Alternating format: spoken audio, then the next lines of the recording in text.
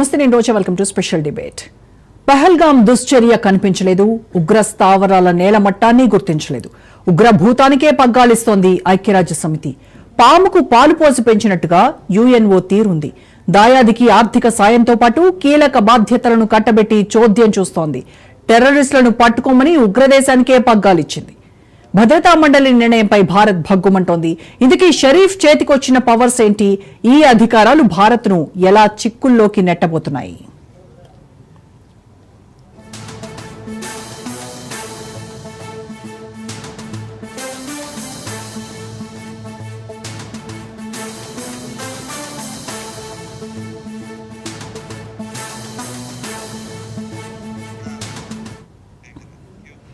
పాకిస్తాన్ అదో terrorist factory, ఉగ్రవాదులకు పుట్టినిల్లు.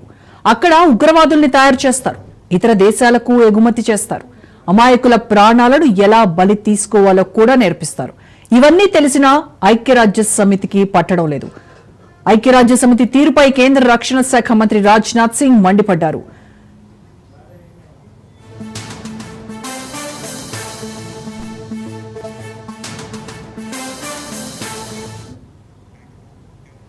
ఐక్యరాజ్య సమితి భద్రతా మండలి పాకిస్తాన్ ను ఉగ్రవాద నిరోధక ప్యానెల్ కు వైస్ చైర్మన్ గా నియమించడంపై ఆయన ఆగ్రహం వ్యక్తం చేశారు. పిల్లిని పాలకు కాపలాగా ఉంచడం లాంటిదని ఎద్దేవా చేశారు రాజ్నాథ్ సింగ్. అమెరికాలో 9/11 దాడుల తర్వాత యుఎన్ఎస్సి ఉగ్రవాద నిరోధక ప్యానెల్ ఏర్పడింది. నాటి ఉగ్రదాడుల సూత్రధారులకు పాకిస్తాన్ ఆశ్రయం ఇచ్చింది. ఈ విషయం తెలిసి కూడా యుఎన్ఎస్సి బాధ్యతలు అప్పగించడం విడ్డూరం.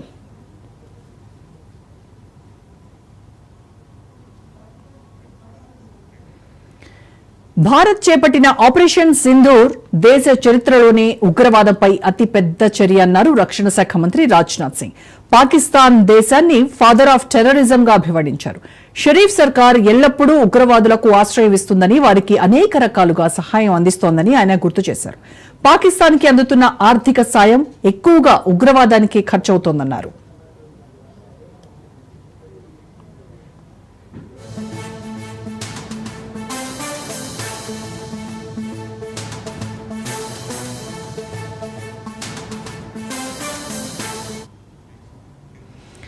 రాజ్నాథ్ సింగ్ చెప్పినట్టుగానే పాకిస్తాన్ టెర్రరిస్టుల అడ్డా.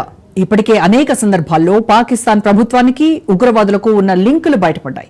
ఆ దేశ lieutenant general Fayaz Hussain Shah, major general Rao Imran Sartaj, brigadier Mohammad Furqan Shabir, Pak doctor Usman Anwar, Punjab province assembly member Malik Sohaib Ahmed Bharth, వీళ్లందరూ ఉగ్రవాదుల అంత్యక్రియల్లో పాల్గొన్నారు. దేశాన్ని కాపాడాల్సిన సైనికులు ఉగ్రవాదులతో చేతులు కలపడం ఏంటి?